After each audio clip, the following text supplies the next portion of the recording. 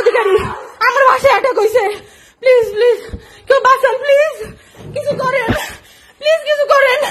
আমার বাসা বরিশালের গড় নদীর মহিলারায়, প্লিজ বাঁচান।